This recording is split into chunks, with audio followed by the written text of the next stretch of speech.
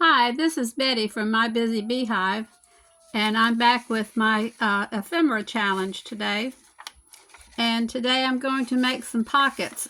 These are very simple pockets, and a lot of you probably know how to make them, but there may be some newbies out there that are not familiar with this kind of pocket.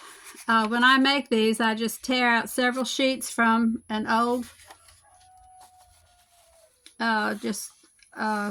paperback book, and I kind of get an assembly line. I'm just going to make two pockets right now just to show you, but what I do is I just fold the edge of the page.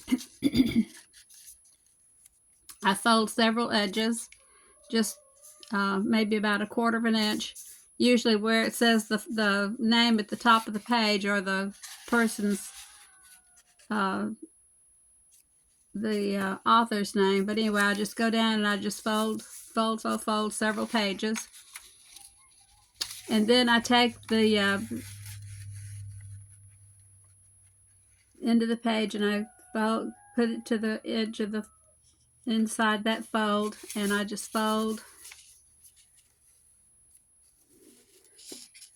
that, and then I get those, and I do this for several pages. I'll just do several of them because you always need several of these kinds of pockets.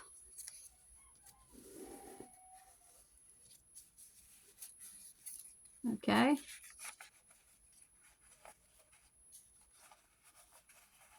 And then when I get those done,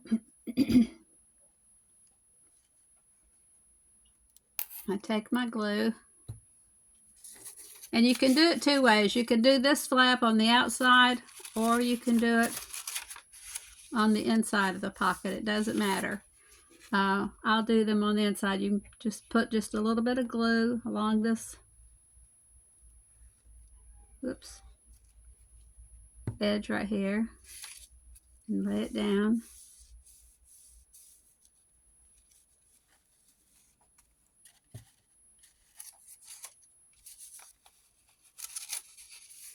You could also do this with a glue stick. You just have to be careful not to get your... I keep running off the edge. What is wrong? Anyway, just glue your papers down. Rub that glue in so I won't be sticking into that. Okay, you do that for several of them, and I'm telling you, I just maybe we'll make 50 of them at a time. And you do this watching TV. It's just mindless work once you get it going. Okay, and of course you'll close your glue if you're doing 50 of them at a time. Then you turn your pages, and this would be the end that you had torn out of the book, because this would be your raw edge, and these have been cut. But anyway, you'd go along and you would just fold these edges up about 1/4 of an inch or so. You don't have to be precise. Nobody's going to come along and measure behind you.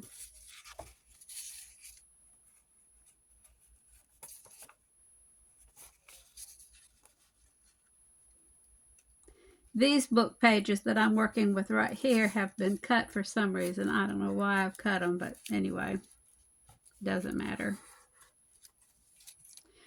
Okay, and then you're going to take your scissors,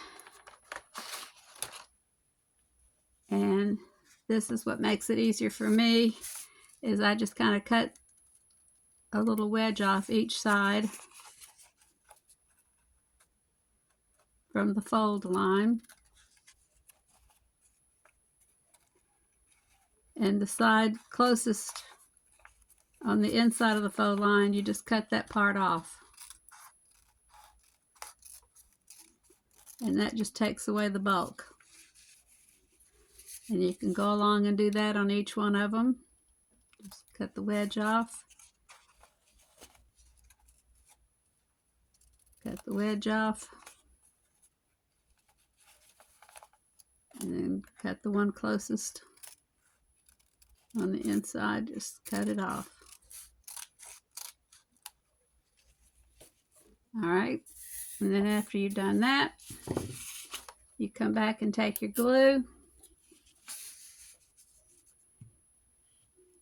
and just put a little line of glue along the edge. Whoops, fold up the end.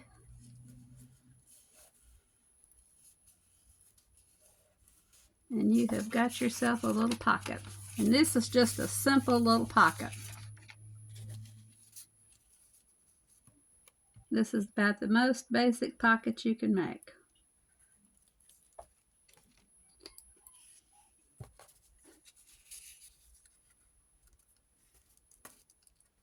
And like I say, this is mindless work. You can do this while you're watching TV after you get into the groove.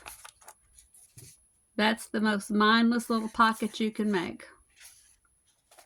Now I've got some made up and we're going to decorate them. Now these, here's the ones that I've made. These have already been coffee dyed. And you can coffee dye, and it would be smart to coffee dye your paper before you glue them, because if you try to coffee dye afterwards, that's going to make your glue come undone. These, I had some, I was working with some watercolors the other day, and the paint, the water left over from my watercoloring, I just took it and just ran over these, and that's why they're this color. This was not what I was working with, but I just took the paint or the water and used it, so it was just wastewater. But anyway, so that's why it's that color. That was not a planned color. So anyway, I'm going to, I have these roosters. I have a stamp, a rooster stamp, and I stamped it on some more book page, and my husband used his colored pencils and he colored them for me, which he loves to color with his colored pencils, so I'm happy that he does that. Anyway, I'm going to glue them onto these colored pockets. So hang on just a second, let me get my Scotch permanent glue stick. I kind of like this, and I'm going to use this to glue my roosters on. So let me get this here and put a little glue on the back of this. All right, I think that's enough. And we will glue this little Mr. Rooster down. Oops, I don't have him very straight, do I? I guess he needs to be straight. We have chickens, and I just love chickens, love roosters.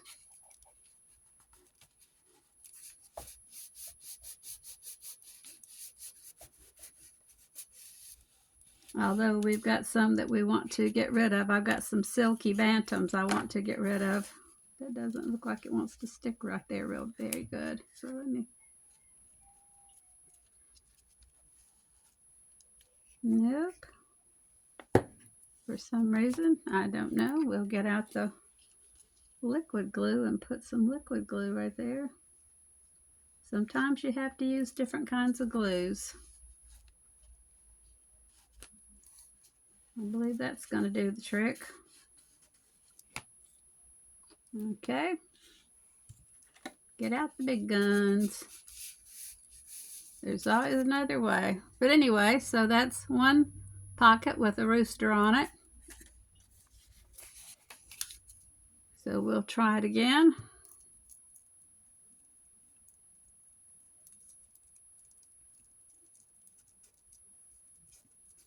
Maybe I'll just put a ring of this other glue around it, just for good measures.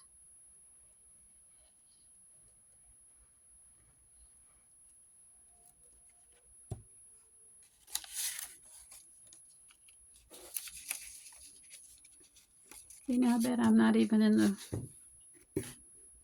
I'm over here to the side in front of me and not in...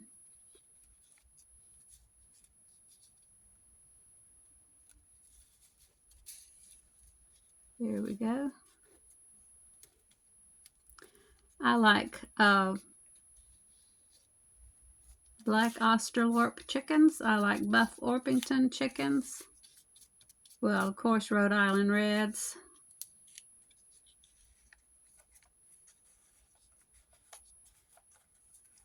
We bought some black Australorp biddies the other day at Tractor Supply, and they had some, what are they called? Calico Princess chickens. They're hybrids. I'm gonna try them. I don't usually buy hybrids. Where'd my roosters go? There they are. And we have some black copper marans or marans. I'm not sure how you're supposed to say that. Everybody says it a different way. Anyway, they are beautiful roosters. They're beautiful hens too, but the roosters are just gorgeous, of course.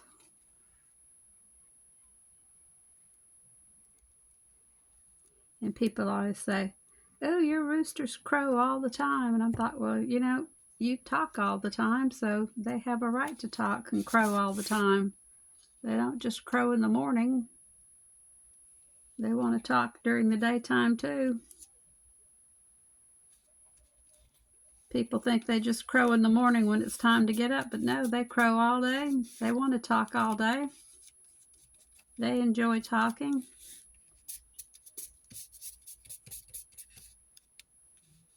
You can recognize them by their voices too. Yes, I have them named.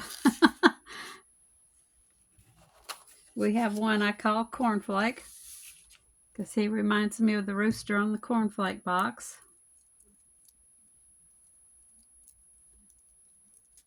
And we have one named Stanley. And we have a Leonard and a Leroy, not a Leroy, listen to me.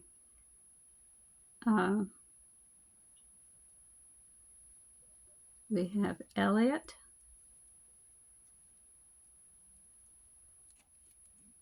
And we have a, whoops, let go.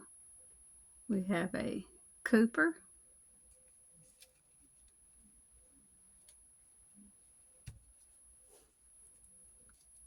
And a Connor.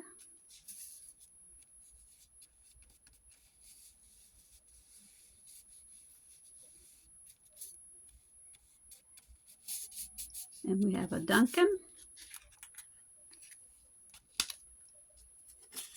So they're very distinguished. And no, they don't know their names. I just talk to them. And some of the hens are named too, some of the ones that are recognizable. We have a Belinda. She's the one that goes broody all the time and sits on eggs. And we let her. She hatches out several. We had, well, we have one named Olive. She's an Easter egger. Lays the green eggs. She and Belinda co-mothered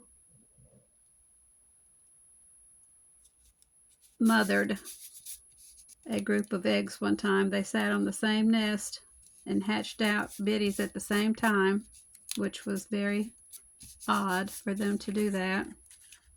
I have one flower that my husband did. Well, I've got more than one, but I've got one here, so I'm going to put it on just a plain. Well, I should ink it up just a little bit. This is one of the ones that we just did together, so I'll ink it up just a little bit with what's on my paddle here. And anyway, it was very odd for those two chickens to do that, to sit on the same nest together, but they did. And when the biddies hatched, they walked around with them together.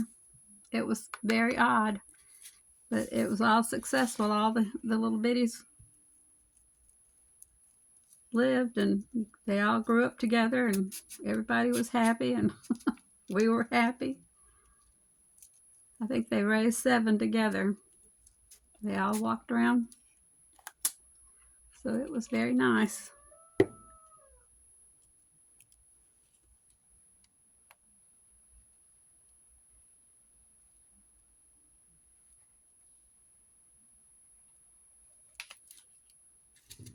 Olive and Belinda raised their 7 little eggs, or hatched their 7 little eggs together. And walked around with their little biddies together. They were very happy. We let them do what they wanted to do. Of course, we could have put more eggs under them, but we weren't sure when they actually started, so we didn't want to have some younger and cause problems, so we just let it happen with how they wanted to do it. Okay, all right. So these are the pockets that we made today. Very simple little pockets. Very simple. And these are the ones that we glued the roosters to. Very simple pieces of ephemera. These are the ones that I've done earlier. So I said you can just sit it in front of the TV and you can go through a paperback book in no time. Very easy pieces of ephemera to make. So I hope you will give me a thumbs up on this video, and if you haven't subscribed, I hope you will, and I will see you the next time. This is Betty from My Busy Beehive. Thank you for watching. Bye-bye.